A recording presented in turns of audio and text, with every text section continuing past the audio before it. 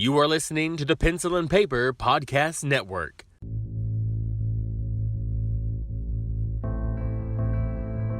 You're listening to the Horror Ramblings Podcast, the show about all things horror. We hope you enjoy the show.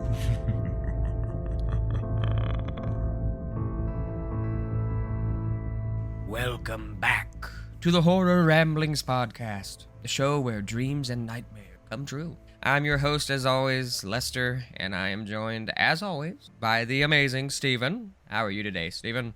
I'm doing all right. How is everybody? Tired, and the missus is ready for the nightmare of pregnancy to be over. Bet. She's due any day now, is she not? Her due date is supposed to be the 24th of this month.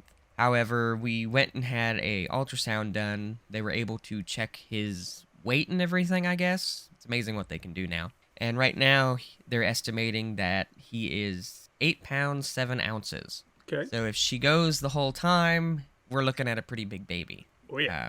I was making jokes about having a 10-pound baby, and let's just put it this way. If I am not on here one Saturday, you know why. We'll fill in. We understand. We got it. Murder. Oh my goodness. I don't know about you, but I keep seeing all these Halloween decorations popping up everywhere, and I'm starting to get that itch, you know, for fall. Not just for Halloween, but for fall. And it's driving me crazy. Every time we go to the store, I drive everybody crazy because I'm like, I think they have new fall stuff out. I think they have new Halloween stuff out. Let's go look. Let's go look. And everybody's like, we were just here an hour ago. We had to come back because we forgot something. Give it a break. And I'm like, come on, just one more thing. And yeah. Go ahead. Well, the weather has been getting slightly cooler in the mornings, and we had a few very nice days last week that I can remember where it wasn't really hot. It just had kind of a nice cool breeze in the air, and it says fall is coming when you feel those days. And then, of course, the stores, like you said, they've put out Halloween candies, decorations, and then the invasion of pumpkin spice into everything is everywhere. Like, that's when you know fall is coming, because pumpkin spice products come out in full force. I'm not gonna lie. You know, they say people that like pumpkin spice and get like the lattes and stuff, they're basic white girls. Mm-hmm. I'm gonna be honest. I kind of turned into a basic white girl around Halloween and around October. It's the one of the coffee places here in town. They do a cold foam cold coffee drink, and I tried one time and I was like, this is really good. So I got it a few more times. So I'm like, as bad as it sounds, I'm like, I wonder if they're gonna do a pumpkin spice one. I mean, I'm the same way too. I've gotten to a point in my life where I do enjoy the pumpkin spice stuff. I mean, you put it... Look, I've got limits. There are points where it's just like, all right, I don't need a pumpkin spice hot dog or whatever. I don't know if that's a thing, but it wouldn't surprise me if it was. And, you know, there are limits, but to a point where you have your favorite product, like you said, coffee or something like that. Yeah, I could go for a pumpkin spice latte. Why not? It's delicious. At least I don't feel like they go overboard too much. I mean, just to give you an idea of how my brain works, we're gonna go way out here for just a second. I went downstairs last night to do something, and I come up, and my wife's like, I watched the weirdest commercial just now. And I was like, what do you mean? She's like, well, people were just like walking around and they were like rubbing on stuff all seductively. She's like, and she was like, I was thinking to myself, this has to be some kind of like commercial for some kind of seductive product, and it was a Trojan commercial. So I could just see it. All the condom companies are gonna get in on this. They're like, this October, try our new condom flavor, pumpkin spice, for all those basic white women. You never know. I'm sure. I mean, I guess that could be somebody's thing. I don't want to get too deep into the weeds here, but I am personally one of those people, and this is not to shame anyone who is into it. You do you. But I've never, like, food in the bedroom. Yeah, I get it. You know, I get it. You try it, and it's just like, I don't want this. you know, I really don't. I turn into a like 80-year-old man. Like, it's gonna bring ants into the bedroom. Yeah, we're ruining our sheets. I mean, you can't wash out chocolate. Let's just be real. So, but again, do you if that's your bag? We're not trying to shame you. That's everybody's preference for whatever. I have a pinhead costume and a box and everything. So I mean, you do you. On another note, real quick, store wise, the t-shirts are coming out too. I've seen some really cool horror themed shirts at Walmart actually the other day. I was surprised they actually had a Freddy shirt. They've got a lot of Jason shirts. I got to show you this real quick. Nice. For all you people, yeah, for all you people listening, I've got a pretty cool Chucky shirt that I picked up. Yeah, I hope they get more hoodies because I really want some hoodies. Yeah. They have some like Michael Myers shirts and stuff like that. But I want a few good like Halloween hoodies because I haven't gotten the chance. And apparently Halloween is on Friday the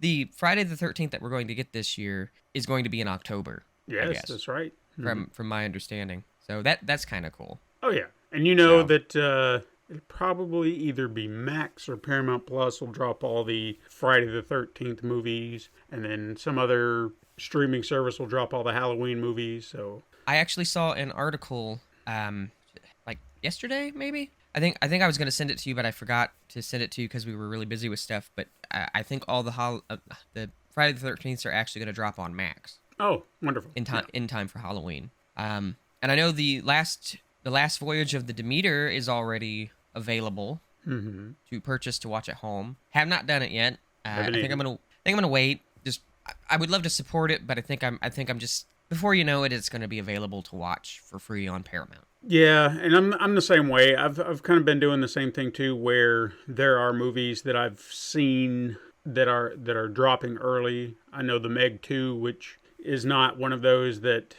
I mean, if the situation had been there, I might have gone to see it in the theater. I didn't go to see the original in theater, but I think I might have caught it on a double feature at the drive-in or something like that. It would have been kind of nice. So it's like you're getting 2 for 1. But, it'll be on Max, You know, I will say this much, too. I know I sent you a clip. I'm not sure if you got the chance to see it or not, but it was a behind-the-scenes clip from that film, from The Last Voyage of the Demeter. And the actor that played Dracula, he's this tall, skinny, lanky man who can do these really abnormal movements and everything. And it was so entertaining to hear it was just a very short clip, but it was so entertaining to hear everybody talk about him. They were like, they did the prosthetics to work with his natural movements and everything because he just had this way about him that really sold the character. Yeah. And I guess some of the actors, they were like, we know it's a movie, but some of the scenes, I guess, that he did with some people, he actually freaked them out a little bit. So, I don't know. I'm excited for it. A monstrous-looking Dracula. I mean, come on. It is what it is. And speaking of vampires, I'm sorry, I'm going to real quick off the walls again.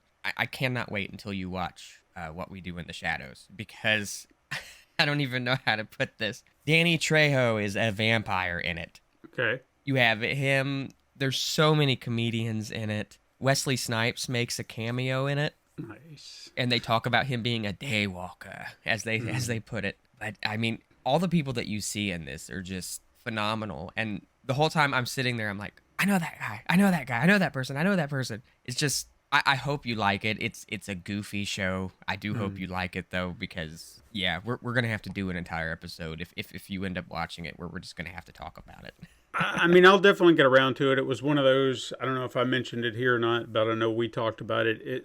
I have such an affinity for the film itself that I was worried when I heard that there was a series coming. But the fact that Taika Waititi is involved with the creation of the television show kind of put my mind at ease, where I was like, all right, well, if he's at least kind of guiding the show where it needs to go in some capacity, then perhaps it's not all bad. I understand what they're trying to do, just kind of expand upon it. I will get around to it. In fact, I was going to this weekend, but then One Piece came out, and Katrina was like, ooh, can we check out One Piece? And I was like, well, All right. 8 episodes of that, sure, we can get through that pretty quick. And I think I'll put that on my next to-view list after we finish One Piece. That way I can get around to it. Because I do want to check it out. Again, I've got to get out of my head. I have heard a lot of great things about it. And I would like to support it and check it out because...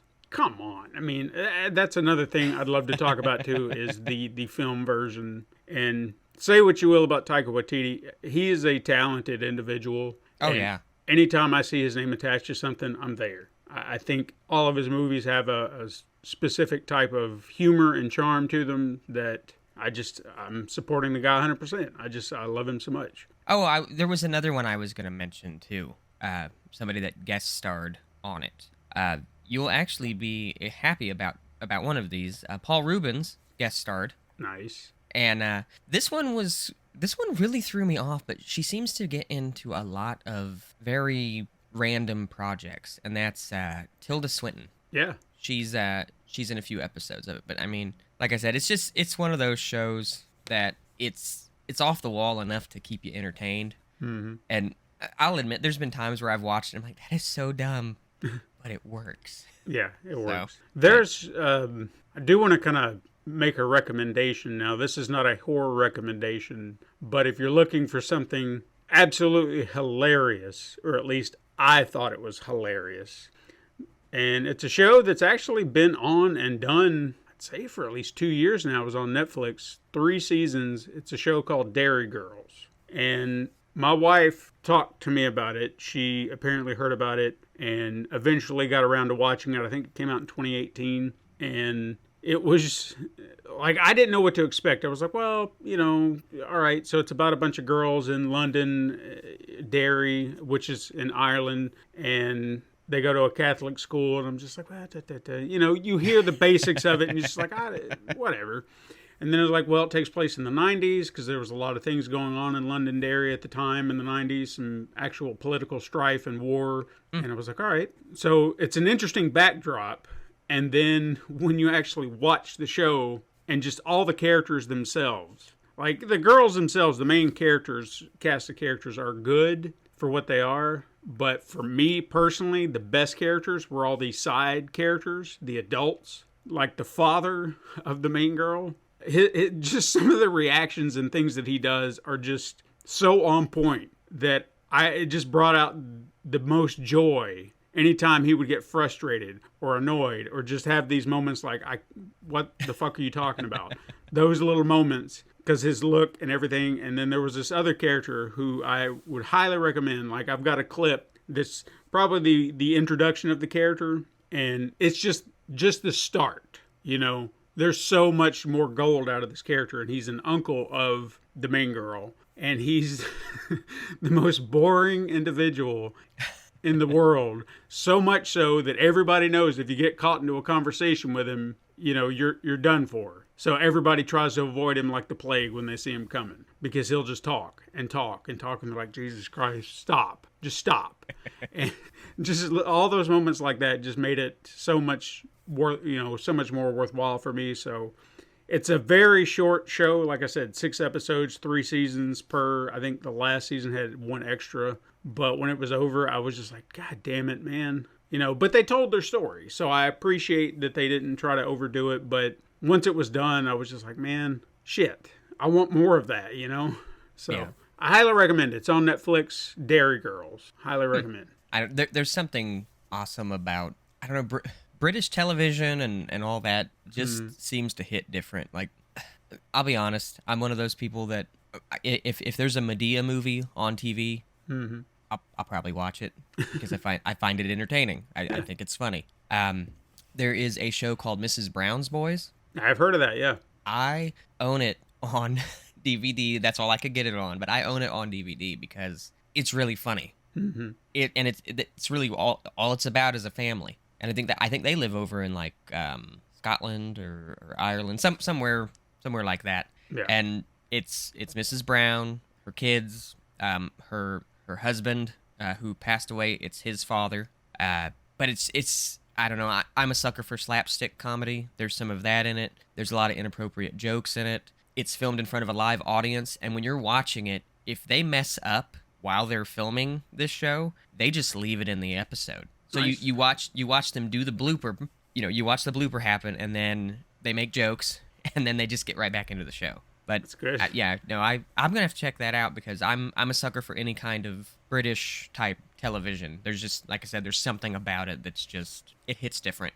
Yeah, I mean, it's how I feel about The Office. I've tried to watch the American version of The Office, and there are a lot of great people involved. Okay, Greg Daniels, that was a former writing partner of Conan O'Brien. He did King of the Hill. He did another show that I watched recently called Upload, which is another recommendation. It's on Amazon Prime. He's fantastic. Okay, he knows comedy, but for whatever reason, I watched Ricky Gervais's and Stephen Merchant's version first, and that's the version I like. It's whatever it is about the humor in that speaks to me more than the American version of The Office. So whenever that gets brought up, man, people are just like, how could you not love it? And I was like, I'm sorry, this is over here. It's so pure. Ricky Gervais is just underappreciated. I think so, yeah. He's in, well, what's that show on? I think you can watch it on Prime. His wife passes away from cancer. I think it's called Afterlife, maybe. Yeah. I've not watched it yet. It's on my list, but I've seen clips of it. He's in a really good movie called The Invention of Lying, which I absolutely love. He's in a movie called Ghost Town. Yeah. I watched him in The Office. Just something about him. Like, you can tell he gives no fucks. He's gonna do what he wants to do, and I love that about him. Yeah. So, and I love all the award shows and everything where Steve Carell would win an award, especially for The Office, and he would be there, and they had that whole like bit together. I love that. Like, I'm with you though. Like, The Office is one of those, like the United States version of The Office. I like certain things about it. There's certain things that I find funny about it, but to sit there and actually just watch it. Yeah, I'll be honest, and I might get some hate for this. I don't like Friends all that much. Yeah, fair. Like, Friends is just one of those shows that I never really clicked with. And as weird as it sounds, I really liked Frasier. Oh yeah, Frasier's great, and that's coming back. I've been seeing a lot about that. I know it's just going to be because the gentleman that played the father in that, he passed away like a few years ago, I think. It's been a while. And then the gentleman that played his brother, he just respectfully, I guess he said he wasn't coming back. I've heard conflicting reports. Some say that he declined to come back, which he technically did, but he also said he was never asked to come back either. So it's kind of a wishy-washy. I wasn't asked, but at the same time, I don't know if I would come back. But then he also kind of said, but if they could find something interesting to do with the character and they asked, maybe I would come back. So he's not said no, but he's also not chomping at the bit to come back either. Yeah. Now, was the character of Frasier on the show Cheers? Yes. That's what I thought. What's interesting about this new show is he's apparently going back to Boston. So I don't know if that's a way of maybe possibly open the possibility of Cheers again. I thought I had seen something about it. Looked like I could have swore I saw a clip of something, and it looked like he was in a bar, and almost like he was behind the counter, like he had bought a bar or something. I don't know if that's the case. There's one of the actors in Cheers too. I can't think of his name. I'm horrible with names. He's kind of a heavy set guy. Are we talking about Norm, Cliff? I think it was Norm. Okay, yeah, George Wendt. I think it's him, if I remember right. But there's a horror movie called Family, and he's in it as the main villain in it. If you get the chance, it's not a very long watch. It's really good. I don't know if it's him or not. Oh, it's going to drive me crazy. Take a look. You're faster on the Google than I am. It might not be him. I'm not sure. It's Family. All right, so Google's not helping. You sons of bitches. Oh, they're showing me family horror films. Let's see. How about... oh, nope. That's not going to work. See, god damn it. Hang on a minute. Google sometimes just doesn't work. I'll just look up the actor. George Wendt. So it is George Wendt. Okay, yeah. Yes. It's one of the Masters of Horror collection films. Okay. See, this says it's part of a series, like it's part of a series, and that because it says season 2, episode 2, but this played out like a whole movie, if I remember right. But anyways, he basically, I won't ruin the plot for you too much here. He takes people's bones. Like there's a scene in it where he bathes a body and he melts the skin off of it and he puts the bones back together and he sets them up in his house because he's insane. And he sees them as still living, as his family. There's a huge twist in it though. So that's all I'm going to put. He's just nuts. Gotcha. But it's such a good movie and it works. And seeing him in Cheers go from that to this really throws you off. Because the whole time I'm watching it, I'm still thinking of him as his character from Cheers. I'm not thinking of him as this monster that he is in this movie. Yeah. But yeah, no, just a movie that should definitely be watched. Okay. So, you have any horror news? I know we go off the rails a lot, but do you have any horror news that you'd like to share? I got a little bit that I wanted to touch on, just a few little headlines, some bits may be worth expanding upon, but others I just kind of wanted to drop, just in case it slipped through the cracks for some people. First things first, this is non-horror news, just announcement in general for those of you who might be interested. Monday, so the Monday from the time that you're listening to this and the Monday coming forward, new show that I have dropped, Super Mega Crash Beyond, is now available. The first episode that dropped on Monday is kind of a reintroduction, kind of laying out what we're planning on doing. And then on Monday, and I haven't shared this with anybody up until now, so you're listening to this, you'll find out. On Monday, you will get 2 episodes dropping, our first 2 episodes, because we wanted to show that how we're kind of doing the show, where it's going to be random, conversation topics, whatever we got going. So you'll have 2 distinct episodes with 2 distinct topics, so you kind of get a gist of what we're doing. And from there on, it'll just be whatever comes to mind, whatever we're talking about that week. So check it out if you haven't already. Like I said, the first episode that's already available now kind of lays out the groundwork so you know what to expect going forward. And then this coming Monday, you should have 2 episodes showing what we're talking about. So go check it out if you would, please support it. Let us know what you think. Next, we got a new trailer for Five Nights at Freddy's, which kind of fleshed out a little bit more of the story, I guess. Kind of giving you more looks at the animatronics and kind of what's going on. I guess I was not very privy to the fact that the animatronics were possessed by the children. That was news to me. So Katrina is now not really eager to watch this movie because not just because of, kids dying and being possessed or being the spirits within the animatronics, but she's also convinced, and light spoiler, I guess, for anybody who doesn't know the lore of the game. And again, I don't know if this is going to happen. This is just her speculation, so don't take it as gospel. She's afraid that the girl of the guy is going to die and wind up in one of the animatronics by the end. Because of certain things she knows about, I guess, what she knows about the lore, she's convinced that she will become one of the animatronics in the game. One particular one. I don't know which one it is. I think I know which one she's talking about, but that's her deep theory that she has, and she doesn't want to see that. So, and fair, I don't like seeing kids get hurt and die either, but with movies, if that were to be the way they were going, maybe her dad's going to sacrifice himself. And you don't know. They could put a twist on it. You don't know. I don't know. All I can say is when they first announced that they were doing a Five Nights at Freddy's movie, part of me was like, could be fun. Mm-hmm. Like I've watched people play the first game, and I was like, could be good. Mm-hmm. We got the first trailer, and I was like, okay, it looks pretty solid. They stayed really true to the animatronics, and they actually made them look good.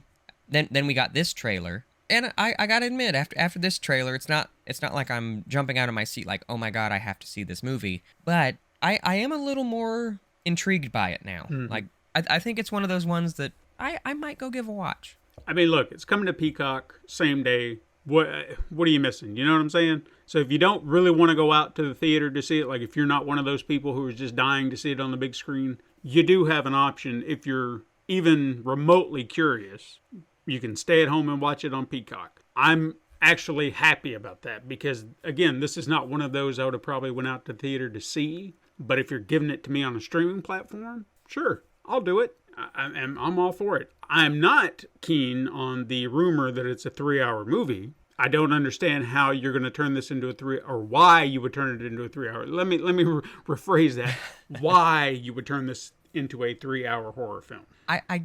My only argument for that is there are a ton of games. There's a ton of lore that you can put in. If you can, and we've talked about this on the show before, if you can use that time wisely, keep a person's interest, to keep the story moving, not just put in a bunch of filler, then it's worth it. If they can do that, and it is a longer movie because of that, because they really establish enough story and enough lore to where you're just like, good grief, I understand why this is all happening. And to me, it would be worth it for that. Yeah. But it's a fine line. So it just feels like if it is a 3-hour movie, you could have split it into 2 movies, 90-minute here, 90-minute there, and why wouldn't you capitalize on that? I don't know. Like you said, well, if they do it to where there's not a moment wasted, fine. Well, I'm just gonna say this. I will trust in the judgment for this film because Jason Blum of Blumhouse he's been on top of promoting the movie and everything. And there's something about Jason Blum. I trust when he talks about things because he has proven that he can really make great films happen. Yeah. And I know, he's not exactly he's the producer of it. Sure. But I feel like he is very hands-on. I feel like he plays a big part in a lot of the projects that he works on. And I think it's been proven time and time again. I mean, look at how well Halloween did. Say what you will about it, love it or hate it, it still did great. I think he also understands that people don't want to just go to the theater for every single movie they see, so he makes sure that movies come out on Peacock as well. Yeah. I'll give him respect there because he could just be like, nope, only in the theater because we're going to make as much money as we can off this movie. Just, he posted up on Twitter or X, whatever you want to call it, and this might be part of your news.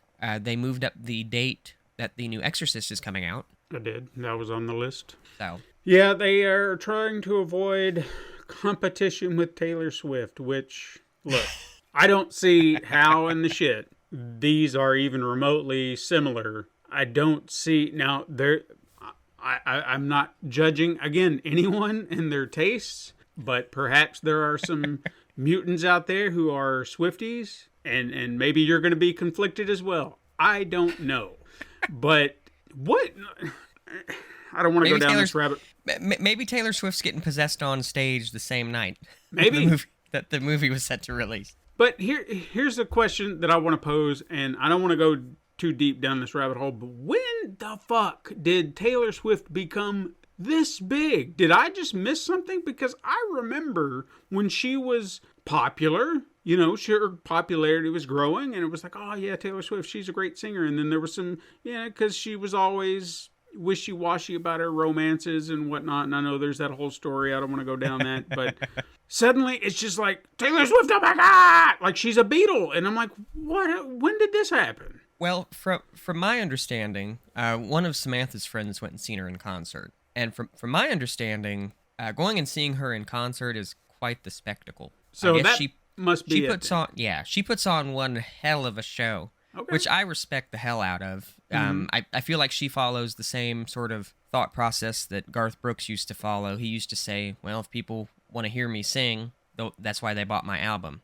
I'm not going to just stand here and sing. I'm going to put on a show for everybody. And I guess that's what she does. I guess she puts on one hell of a show. And then she was in the news not too long ago for everybody that works under her while on tour. She gave them all like a huge raise or something. She paid them all a ton of money. Like, I guess it made some people's heads spin because they didn't think that it was, possible for a celebrity to pay their employees a fair wage. So I know that was in the news too, so that probably only added to the popularity. But I'm with you there. I was never a, I don't even know what they call them, Swifties or whatever they call them. Swiftie. Yeah, I was never big on Taylor Swift. If her music come on in the car, I wouldn't turn it off. I wouldn't go out of my way to turn it down. But I wouldn't sing along. She's not like Justin Bieber to me. Whenever he comes on in the car, I want to break my radio. I don't know why, but well, I mean, there's maybe like one song of hers, and to be honest with you, I couldn't even tell you what it's called, but it's a very catchy tune. that of hers that I've heard, and I'm like, well, all right, this is pretty good, but I don't remember the name of it. I just know it's one of the more catchy, like, yeah, I'm into this. Yeah, she's become iconic, and as weird as it sounds, the only thing that irritates me about her really is when people still call her a country singer, because she's not really a country singer anymore. No. I think that's why she's so popular, because she's sort of become a country pop type mix. Yeah, maybe, yeah. And it's like it's hit a whole new demographic. Mm-hmm. And I mean, she did get screwed over by the record companies. She had to re-release all of her songs and change stuff about her songs because she wasn't getting paid. All kinds of just crazy stuff. But yeah, how The Exorcist is going to go up against Taylor Swift, Taylor Swift can't be everywhere at once. You can put The Exorcist in every movie theater all over the place. Come on. I think she's releasing some theater concert or whatever, but again, I don't know why that would be competition, but who knows? Like I said, I don't want to go down that hole. Anyway, another trailer that came out this week, and I did watch it because I wanted to see it for myself, and I will not watch this movie, is Goldilocks and the Three Bears, Death and Porridge. Oh, I didn't even watch the trailer. I didn't know there was a trailer yet. Yeah, please, there's a trailer. Please enlighten me. So, if you thought the masks in Winnie the Pooh, Blood and Honey were bad, you ain't seen nothing yet, because the bears in this look like, I don't even know how to describe it, like just some random bear costume you'd find at a novelty store. That's the costumes of the bears. And then Goldilocks looks like one of those plastic masks you used to get with the plastic smock on Halloween, you know, like the He-Man and the Ninja Turtle costumes, and it's just held on by that little rubber band. That's what it looks like. So conceptually, it seems like it could be a good idea, as if like there was this woman going by Goldilocks and her three bear companions, if you will, were serial killers or whatever, and maybe that's the angle they're going with here. I don't know, but even in the trailer there was imagery where you're just like, you're showing 3 bowls, you're showing 3 beds, you're showing this house, fuck you, that's stupid. Maybe I'll be wrong. Maybe I'll be wrong. Just gonna put this out here real quick. I understand wanting to do these movies. I get it. Put some budget into, even if you make a practical effects bear, I feel like it wouldn't be incredibly difficult. Mm-hmm. And here's an idea. Just gonna put this out here.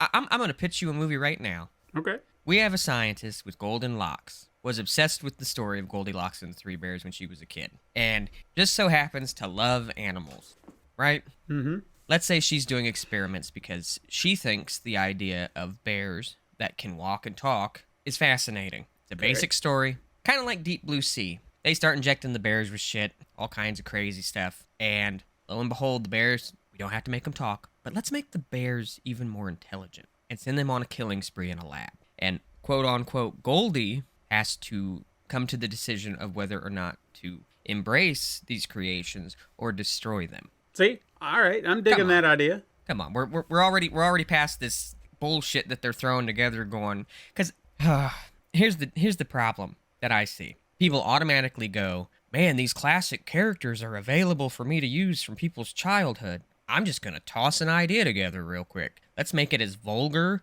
and as disgusting as possible. That doesn't make for a good movie. Right. Give us more. I mean, you could even do a thing where some bears with some rare disease show up in some town in the middle of nowhere, and you could make the film take place like, you know, early era, like Goldilocks era, and these bears are attacking in a village, and this little girl has to survive them. There you go. There's another movie idea, all you people out there. Come on. I mean, they did Red Riding Hood kind of in that same vein, so why not do this in that? It's just, but it's so irritating. Just I know. Anyway, sorry. No. Speaking of weird movies, so there's one that's released, and the other that was announced. I guess I'll start with the one that got released. I remember hearing bits about this, and I was like, what? And then just kind of dismissed it. But now I'm seeing reviews saying, you know, it's a little predictable. It's a little cheesy, but it's actually quite entertaining. There's a movie that came out recently, or I guess this past week, called Slaughterhouse, about a killer sloth. Yes. And again, a lot of the reviews are just like, yeah, it's predictable, it's cheesy, but it's actually kind of fun. So I might have to give this one a watch. I did not think I'd want to see a movie about a killer sloth, but here we are. The death that you can see coming. Right? You know, to me, I wish they would, like, again, I love genetically mutated animals. It'd be cool if they did something to the sloth to make it faster, and it just made it go nuts. So you got a sloth that actually moves kind of fast. Yeah. Oh, man. So I'm intrigued to see that whenever it, I'm not going out to the theater to see it, but whenever it shows up on a streaming site, which the way it sounds, I guarantee it'll be on Amazon Prime before too long. That's just a guess on my part. So we'll get there. And another one that just, I'm not surprised by this. I think I'm more surprised at the company behind it, because this sounds like an Asylum movie, but Full Moon Features has announced that they are doing Barbenheimer about dolls that build an atomic bomb.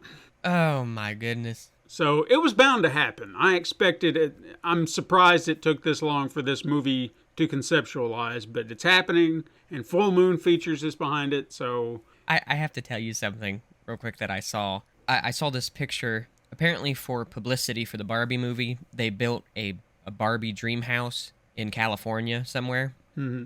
And it shows the picture, and it says, to promote the movie, they've, made the dream house. And somebody commented on it, and they're like, okay, Oppenheimer team, your move. I'm like, come on. Yeah, it's what a world we live in, that a meme can now be a movie. Though, like, as weird as this sounds, like, I remember being a kid and watching Small Soldiers. Yeah.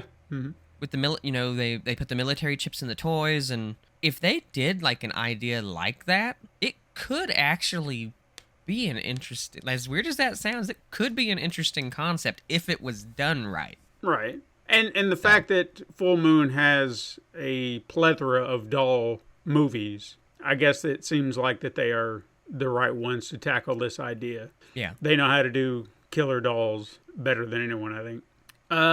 Okay, so this was an interesting story about a movie that is being discussed. I don't know if it's been greenlight as of yet when we're recording, but if it has, then I missed the announcement. But what's interesting about this to me is the film in question here that is possibly getting a sequel is a movie I didn't hear a lot of great things about, and I'm just surprised as what the hell is going on suddenly. There's a movie on Amazon that has suddenly become the #1 streamed film on Amazon Prime. And now it's getting, or possibly getting, a sequel because of it, and that is The Black Demon, which looks like a Megalodon ripoff. And okay, yeah. I'd seen a clip or two. I'd seen a trailer, and I thought, well, this will be one of those garbage-ass wannabe shark movies. It does have a decent talent behind, or in front of the camera, so I was a little surprised by that. I thought, well, okay, maybe it's a little bit better. But again, I read reviews that were just like, yeah,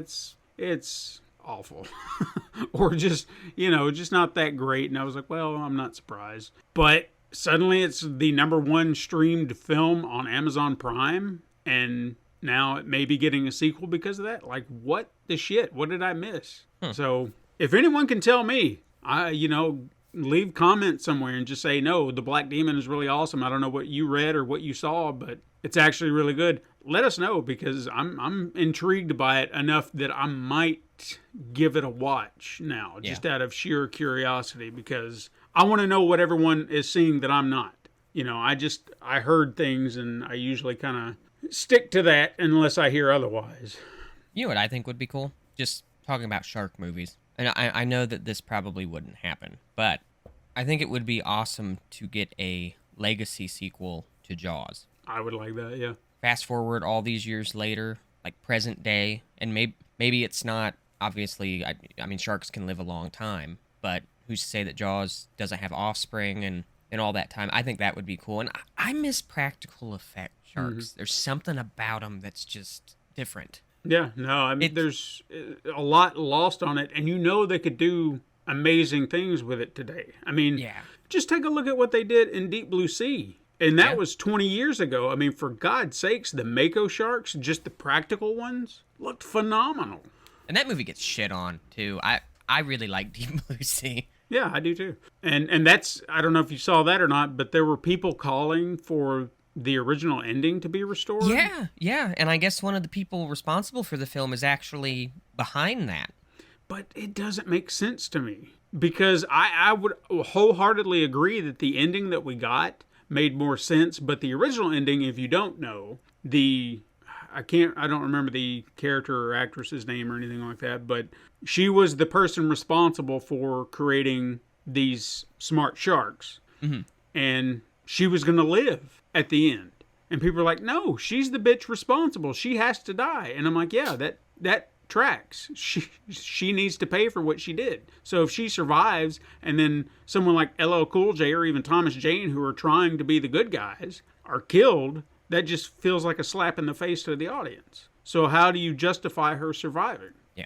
I just don't. I don't know why people would want that ending back. Unless they figured out a way for all of them to make it out. But then again, I don't know. Yeah, something about it just doesn't add up to me. I don't know. Speaking of movies that are already out, Terrifier 2 is going to be heading back to theaters on November 8th.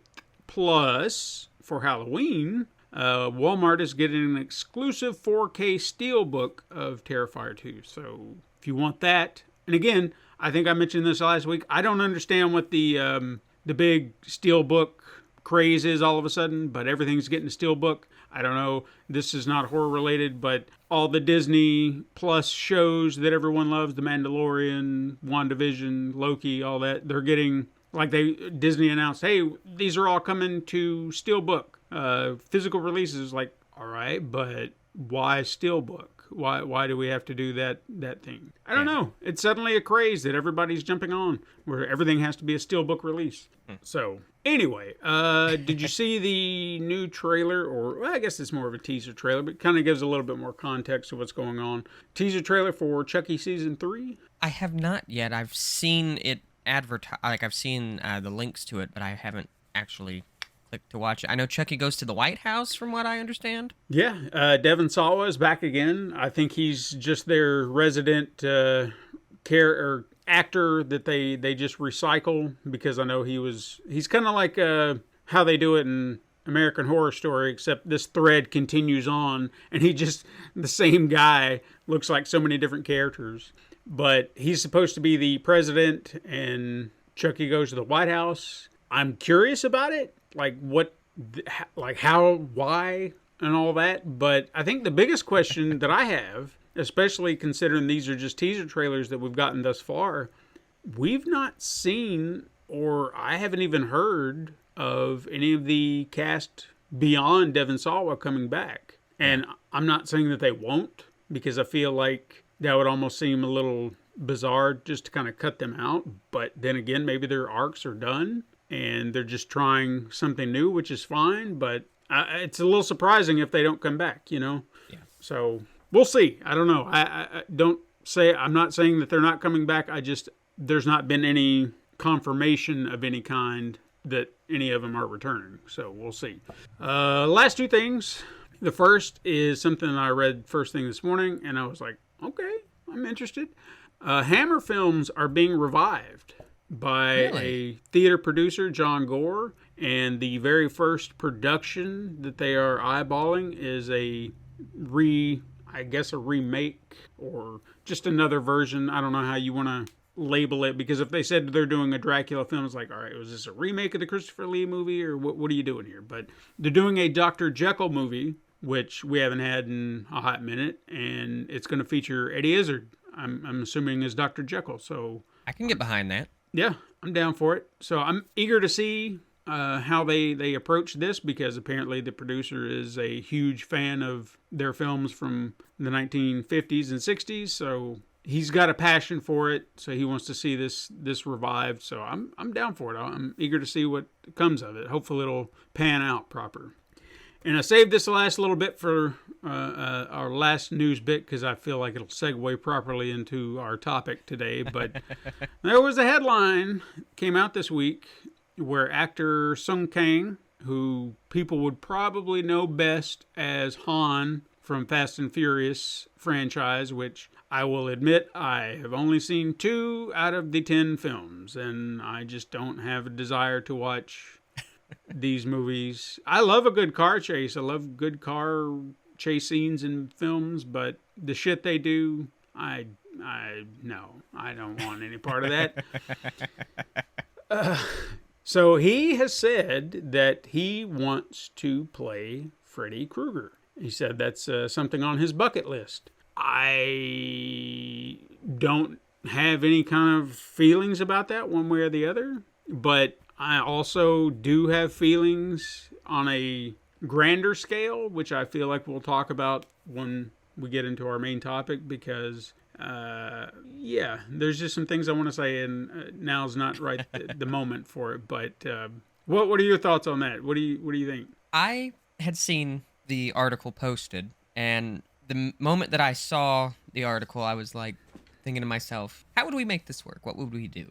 And my brain just started going through different scenarios and things like that. I'm kind of with you. I really don't know how to feel toward it. And this will help segue into the topic today, because what we're going to talk about today, someone put it perfectly. They said that the audience needs to look at Freddy Krueger as the character, not as the actor behind him. Like, focus on Freddy and how you think Freddy should be. And if you can do that, it makes it a little bit easier to disassociate Robert Englund with Freddy. Easier said than done.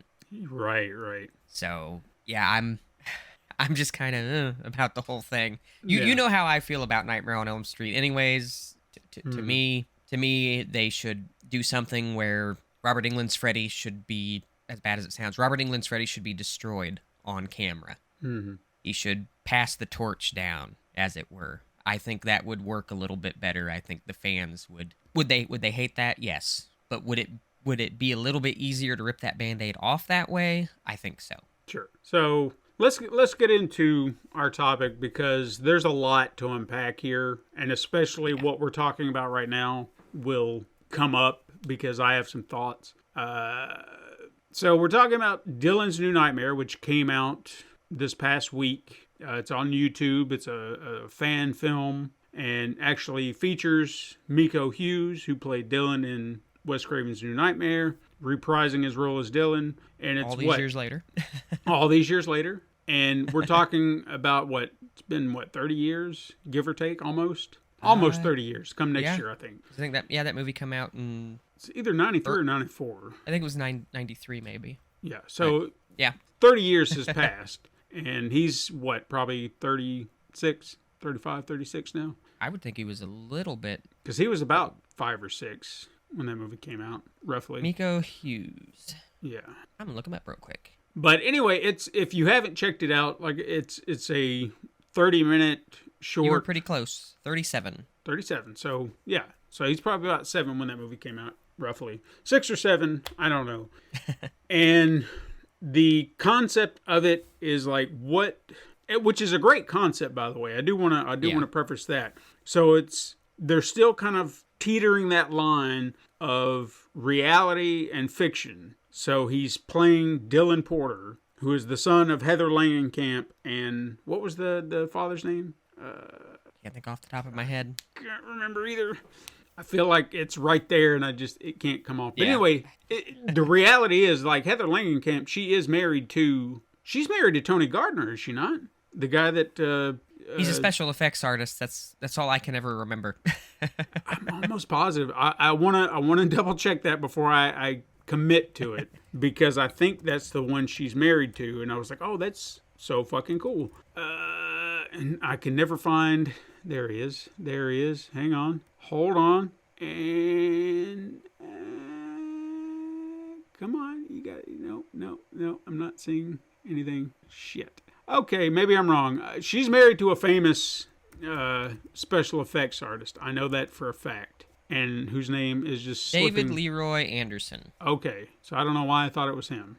Maybe there was somebody else, or maybe he's married to someone who was a very prominent. Yeah, I can never remember her husband's Actress. name, as bad as that sounds, but Okay.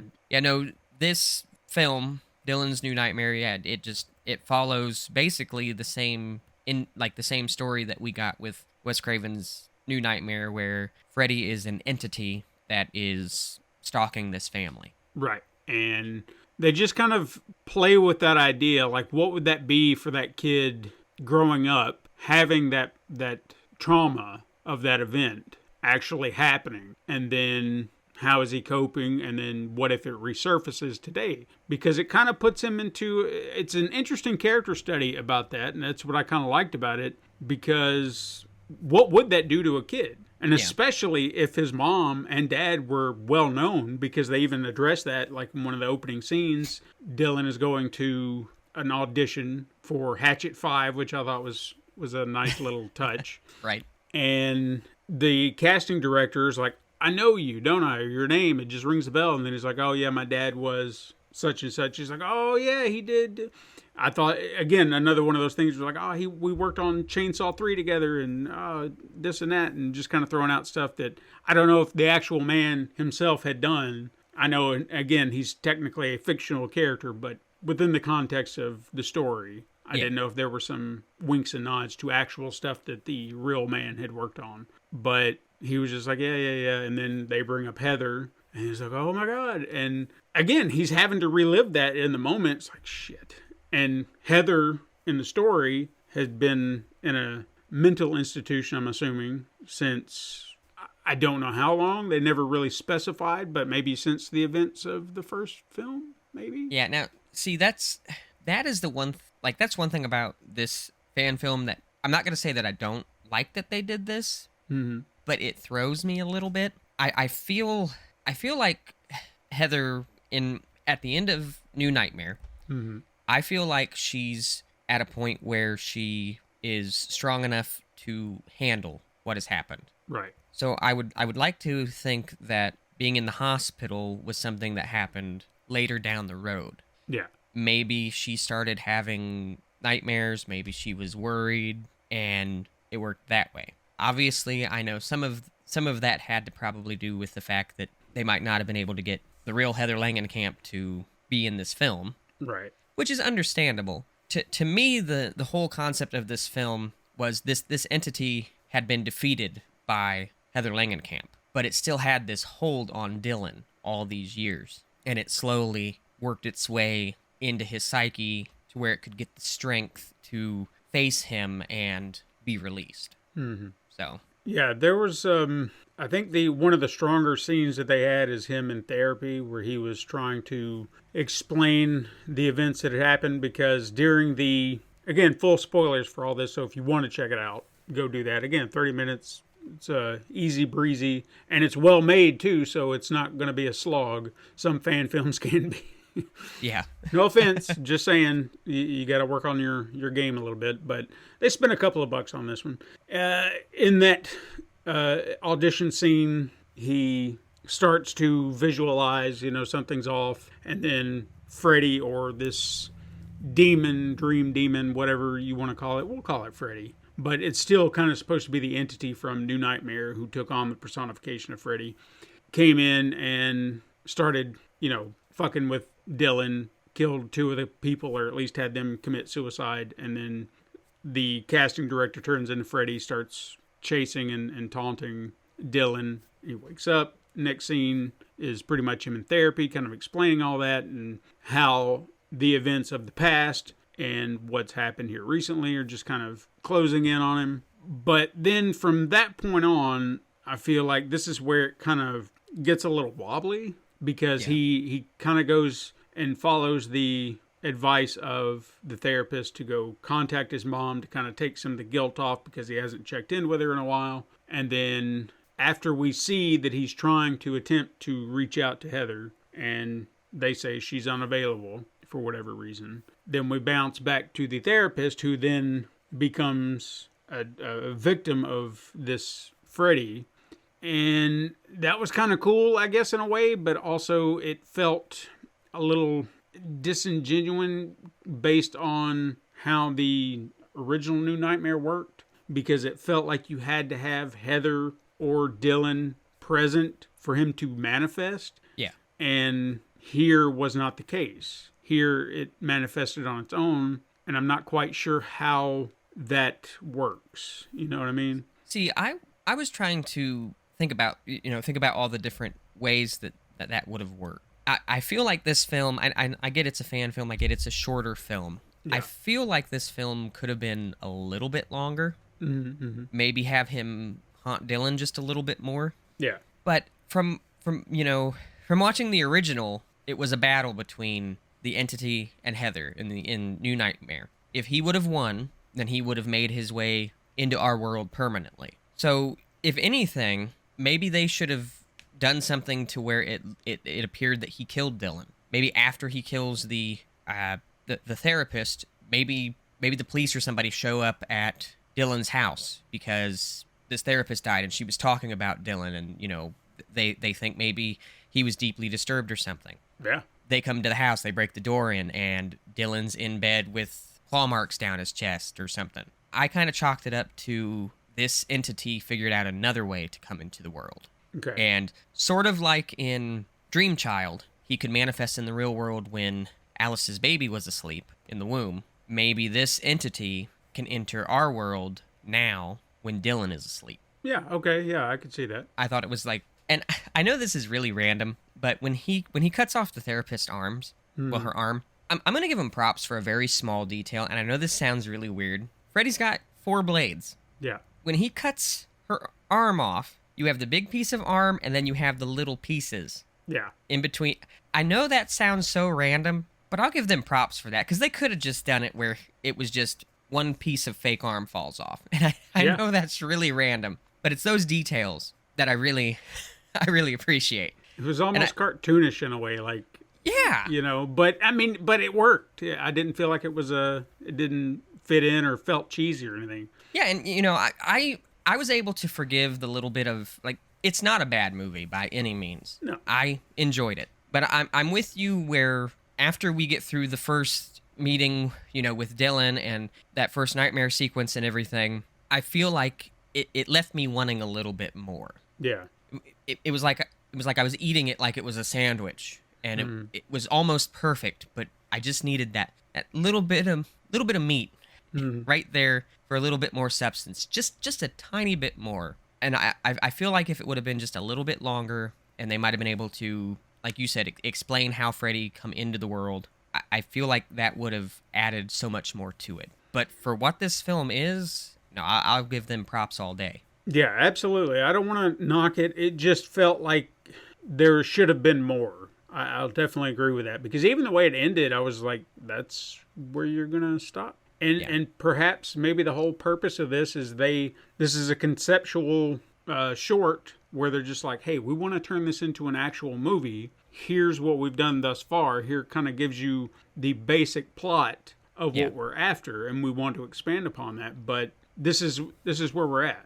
Yeah, and see, I love that because I feel like they went in the right direction. Yeah. They didn't do a sequel to the original, like to the original movies. They did a sequel to New Nightmare, which, let's be real, it was its own thing. It wasn't the same Freddy in this. Yes, Robert Englund still played Freddy in New Nightmare, but it was a different version of Freddy altogether. It wasn't the version that we enjoyed through all the other movies. This was this scary demon version of Freddy that was in the real world. Yeah. So they took that idea and they went, let's build off of that. And the beautiful thing about that is even if they did a feature-length film, that's its own universe. If you think about it, Wes Craven created a universe within a universe of film. They're two separate universes. One is just created because of that original universe. It's like Wes Craven remade his own movie, if you think about it. And the cool thing about that is if they were to get the rights to do a feature-length film, you could still make movies of Freddy based off of those original films, which is wonderful.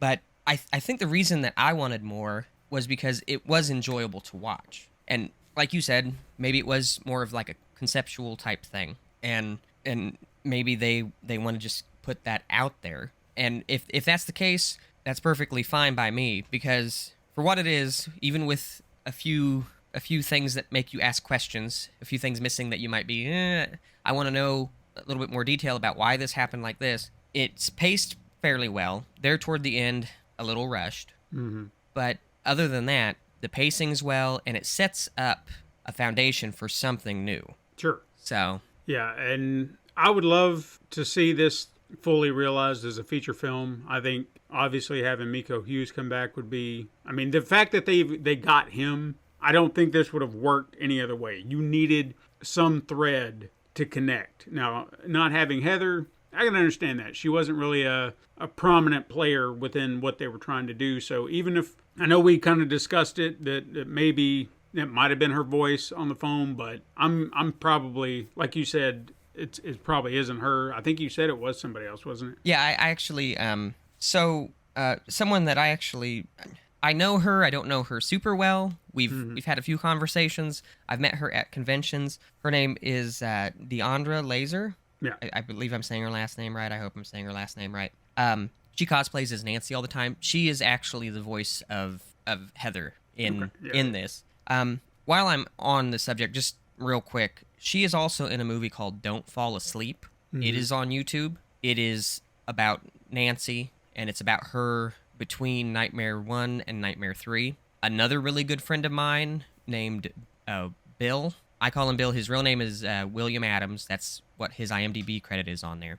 He plays Freddy in it. They didn't do makeup for the film. He's got a mask, kind of like the one that I have. But if you get the chance to watch him as Freddy, watch him as well, because he is really the personification of Robert Englund's Freddy. Like, Yeah. if they did makeup on him to make him look a little like Robert Englund, and he played Freddy, you probably wouldn't be able to tell the difference. Okay. And let's talk about that real quick while we're talking about Freddy. Yeah, I did want to talk about that. Yeah, let's talk about that. The guy's name that played Freddy in this is Dave McRae. I'm gonna give Dave some props. He did a decent job trying to emulate Robert Englund. And all right, so where we were talking about this with Sung Kang and him wanting to be the character, the problem becomes, as you were talking about, trying to disassociate the actor from the character. Yeah.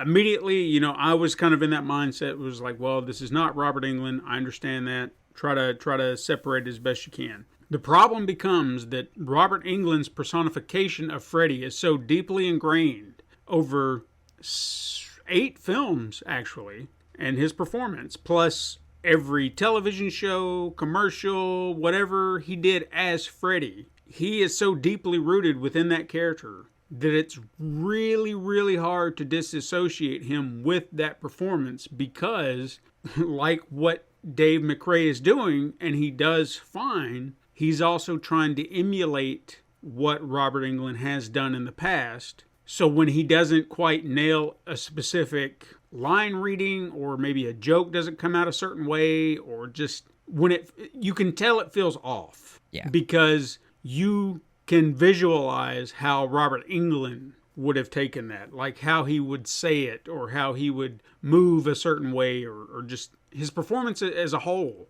Yeah. And it really makes it difficult to disassociate, because everything he's done has been to breathe life into this character in such a way that it really makes it difficult. With a character like Jason, you've had so many actors put their own bits and spins on it. And as we've said before, Kane Hodder has done, he has his own way of doing Jason. But at the end of the day, I don't feel like a lot of them do so many different things to where it just feels like, oh my God, I can tell that this is someone else, and look at all the extra things they're doing, because all they have to do is just stomp around, slash, kill, whatever. Robert Englund is doing so much more. Yeah.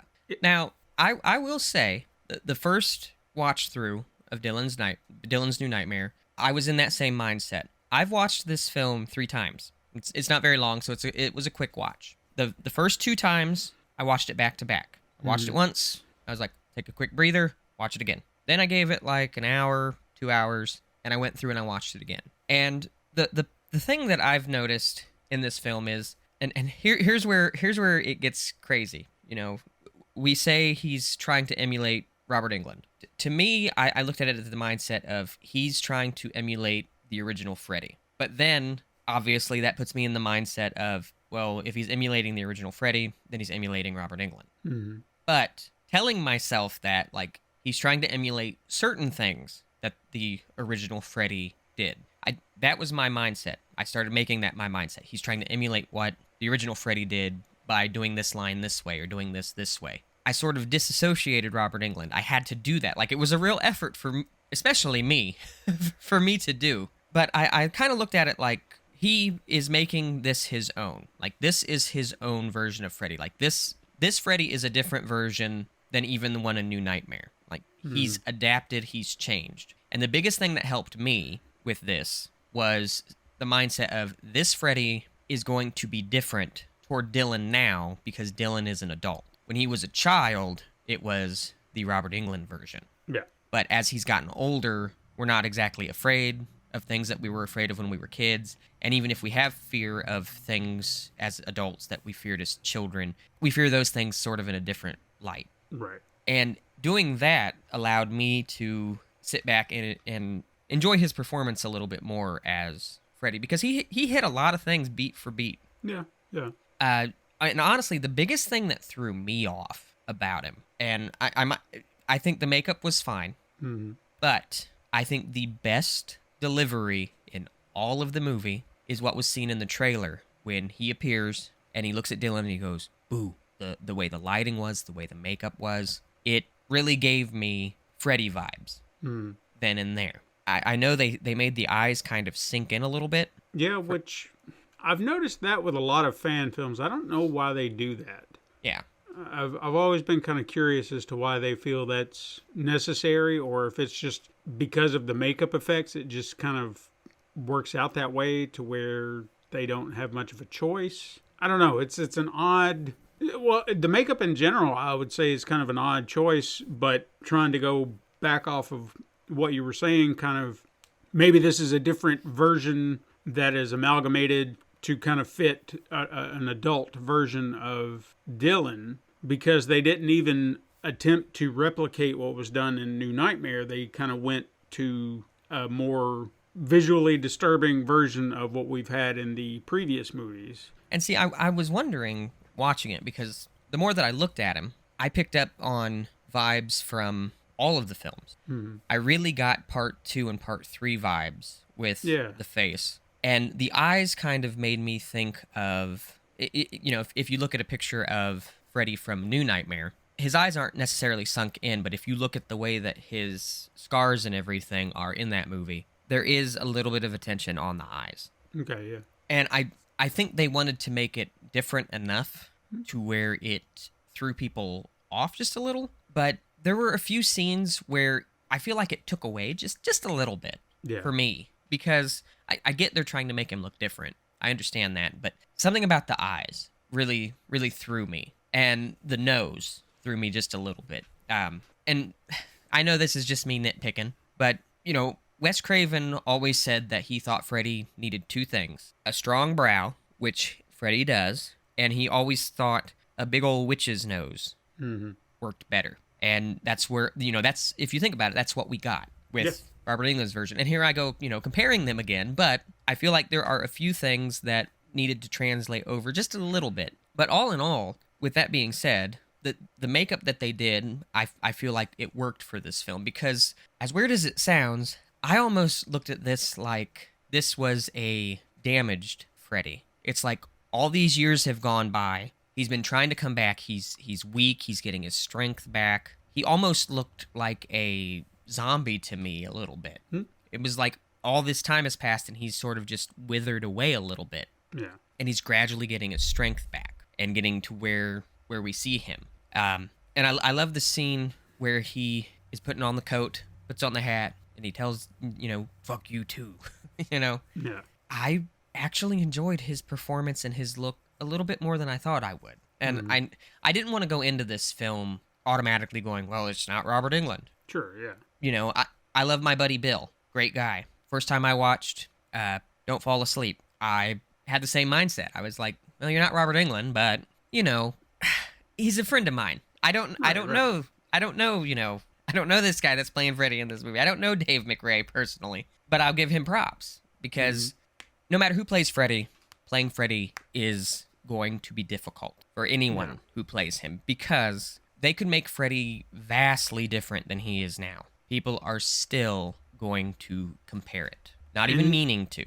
And I did want to kind of talk about that too, because that was something that was going through my head watching his performance, and how I was kind of taking it, because even comparing what Jackie Earle Haley did, I want to believe that had that movie gone the direction that we have talked about multiple times, as opposed to making him some child molester, make him an innocent man killed for something he didn't do, I genuinely think that might have changed people's minds about the film and the approach. And perhaps, and I could be wrong, but perhaps he may have been a little bit more accepted to the point where people will be like, all right, I like what they're doing with this new Freddy, and I would give him another shot, because I don't think he did a bad job. Yeah. You know, I mean, the makeup was a little jarring because I know they went with something a little bit more realistic, and I think that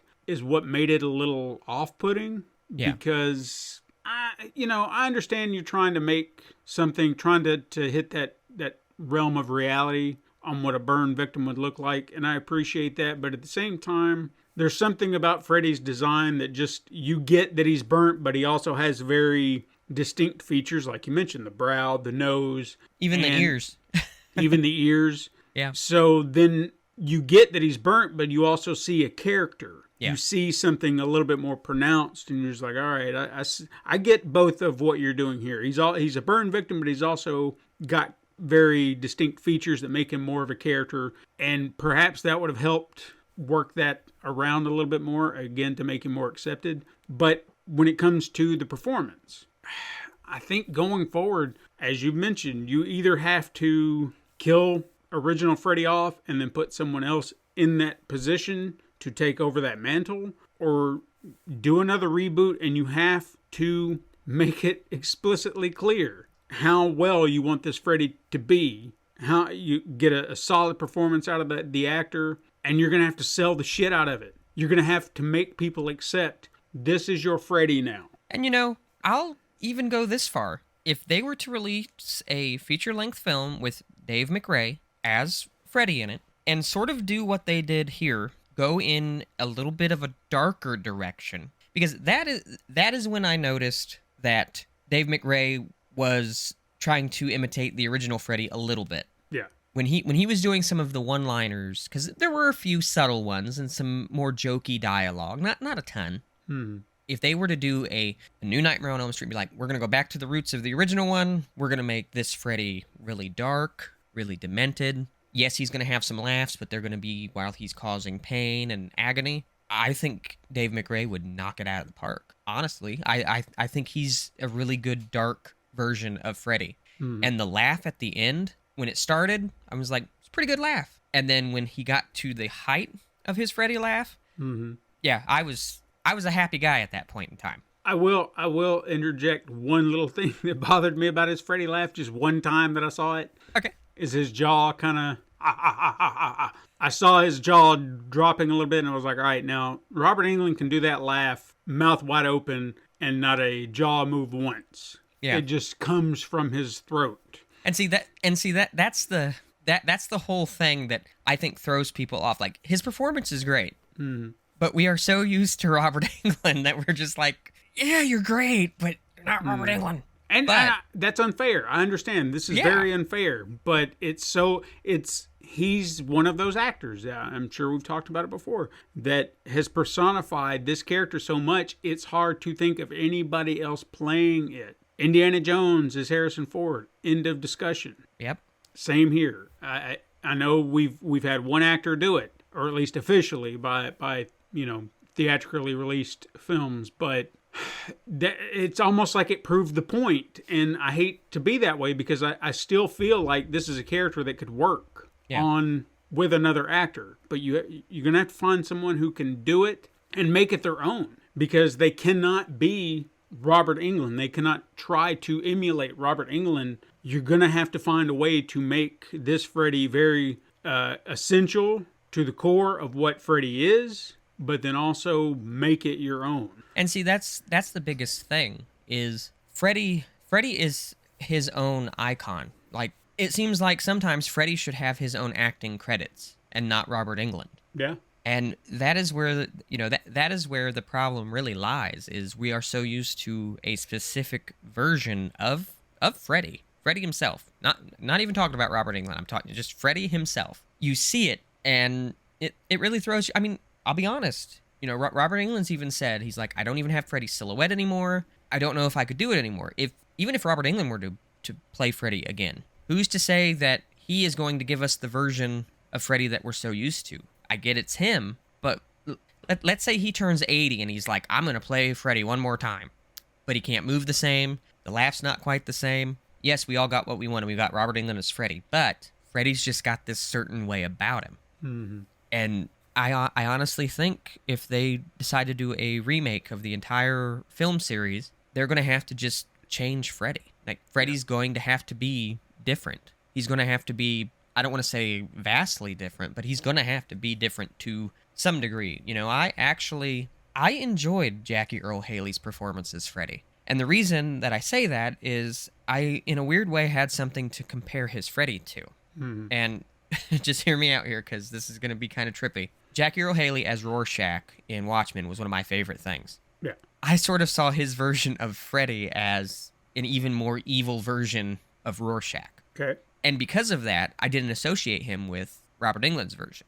Do I like the 2010 remake? No, I don't. Do I think it could have been something spectacular? Yes, we've talked about that. Do I fault Jackie Earle Haley for that movie? No, I don't. He did something different, and it was a way to disassociate his Freddy from the original. And I appreciate the hell out of that. And I do, like I said, I do appreciate Dylan's New Nightmare for that. I feel like they did try hard enough to change their Freddy around. Mm-hmm. But at the same time, we're still used to a certain version. I mean, even his sweater was different in this movie to a degree, if you really think about it. And I think the biggest thing that threw me off, and I just think this because of the fact that, Dylan was a child when he first met Freddy. I don't know how tall Dave McRae is, but it seemed like in certain scenes, Dylan was towering over him a little bit. Yeah. And that really threw me. Like, I always picture Freddy as being bigger than his victims, or making himself appear bigger to his victims. Because when you have to look up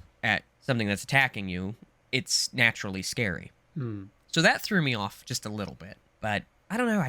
I feel like beat for beat, this was a really solid fan film. And I was just looking at the studios that were responsible. I wanted to kind of shout them out. The horror show. This is how it says it on the poster. I'm going to just read it how it is on the poster here. It says, the horror show presents a Cecil Laird production in association with Womp Stomp Films. Now, Womp Stomp did that Friday the 13th fan film, did they not? Never Hike in the Never Snow? Hike Alone. Yes. Yeah, Never Hike Alone. That's right. And as soon as I heard that as weird as this sounds, because I know there's others involved as well, and they're all talented. Don't get me wrong, they're all talented. Yeah. But as soon as I heard Womp Stomp was involved with this, I was actually really excited, because Never Hike Alone, I've watched. There's Never Hike Alone. There's there's one that takes place in the wintertime, and then there's like Never Hike Alone 2, or I know it's not just called Never Hike Alone 2, but my brain's right at the moment. Solid. All of them are solid, and I loved the concept of the Never Hike Alone film, because it was first person, so it was like found footage, first person. Guy was a vlogger. So it was him with his camera, and it was like switched to third person, but it only followed one guy. Yeah. Who was trying to, he was just hiking in the middle of nowhere, and he came across Camp Crystal Lake. Never in a million years would I think of an idea like that. A found footage style Jason film that, it switches back and forth, but still, like, that's just badass. Yeah. And it was solid, and I'm pretty sure they actually got the original actor who played Tommy. Yeah, that's right. To come on to it, if I remember right. Mm-hmm. But no, I mean, come on. They were a part of this too. Give me a break. Like Yeah. you had me sold the minute that I found out they were involved.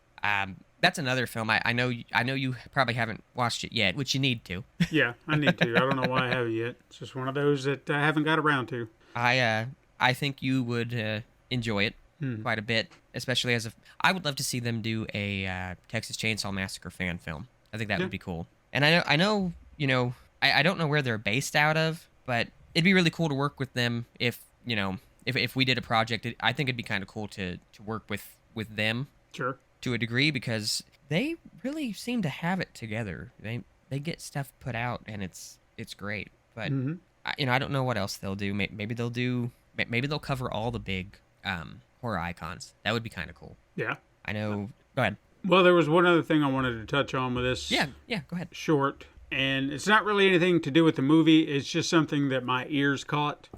There is a song in this short that threw me for a loop when I first heard it, because Dylan is listening to, or at least we assume Dylan is listening to it in his vehicle as he's driving, and then they play it again at the end, and the title of it is called Running from This Dream Warrior, and I thought at first it was just a cover of Dream Warriors, and then I started hearing, what is the name of the tune? Running from This Nightmare from Tuesday Night, which was the main opening theme in Nightmare 4, and I thought, wait a second, wasn't that just Dream Warriors? And then now they're singing that? What? And I was confused.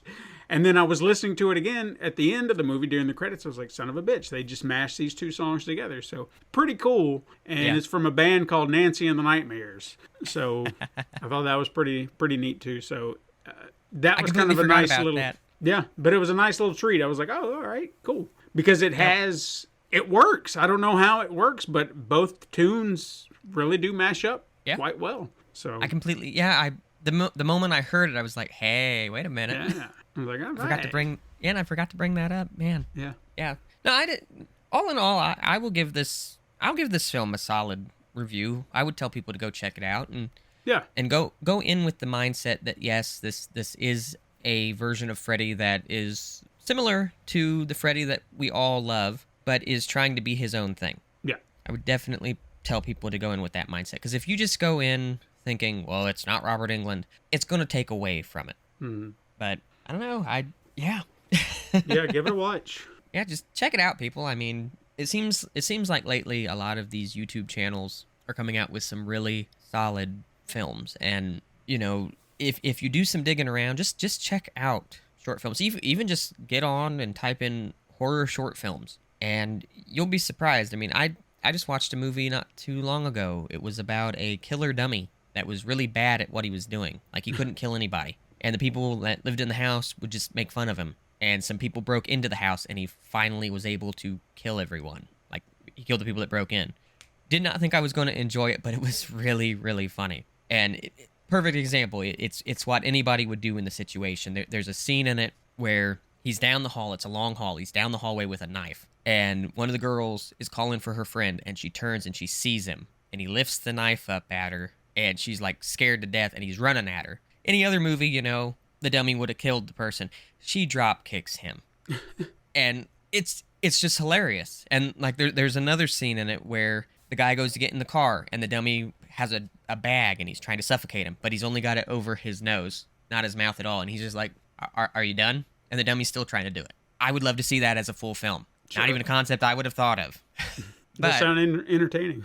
Yeah, there's a lot of good indie films out there. I would watch Never Hike Alone. I would definitely check that out. I would definitely check out Dylan's New Nightmare. I'm looking at... So the director and writer is Cecil Laird of Dylan's New Nightmare. Trying to see here what all he's sort of been involved with. Looks like a few short things. More, he did something he was an assistant editor in 2015. He did some behind-the-scenes stuff for another short, and yeah, Dylan's New Nightmare. So he's more of like an up-and-comer. Okay.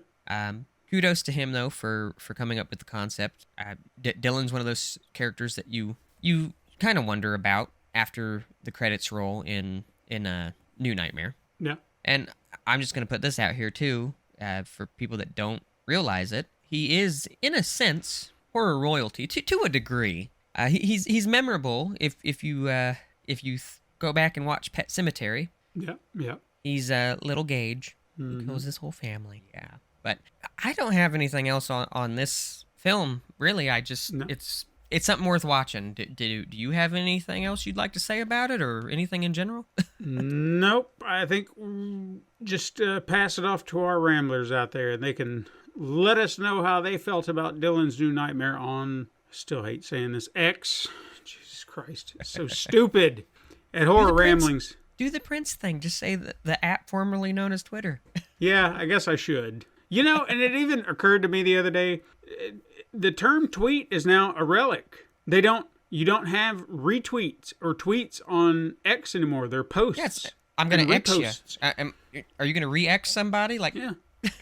So, I mean, think about that. We can't say tweet anymore because it doesn't exist. There are no tweets. So, this thing that we put it, this colloquialism, that's the word I was trying to say. My mouth got away from me. Is now gone. So, it doesn't exist anymore. How about that? Elon Musk killed a word. Anyway, and a platform. Yeah, so let us know how you feel about Dylan's New Nightmare on that platform formerly known as Twitter. If you've got more to say and a repost or a post is not going to do it, I got to change everything.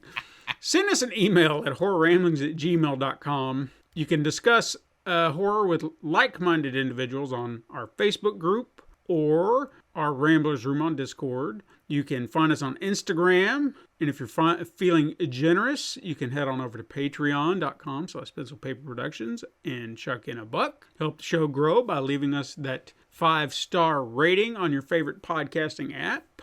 And tell your friends to do the same and share Horror Ramblings with them and tell them to find us, that's what I was trying to say, on their favorite podcasting platform. And if you happen to be using Spotify, take a look at our weekly questions and polls. Let us know what you think. Our latest poll was, how did people feel about Freddy vs. Jason? We got 1 vote, and it was love it. So somebody voted. Thank you. And so it's 100% unanimous. People love it, hands down. There's no hatred for this movie. Finally, if you prefer a central hub, keep up with all things at pencilpaperproductions.com/horror-ramblings. Links are in the show notes. And remember, guys, stay spooky out there.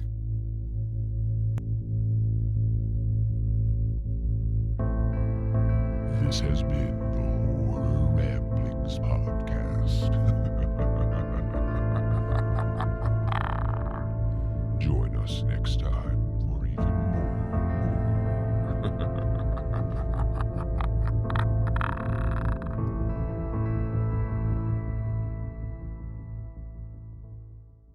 This has been a Pencil and Paper Podcast Network production.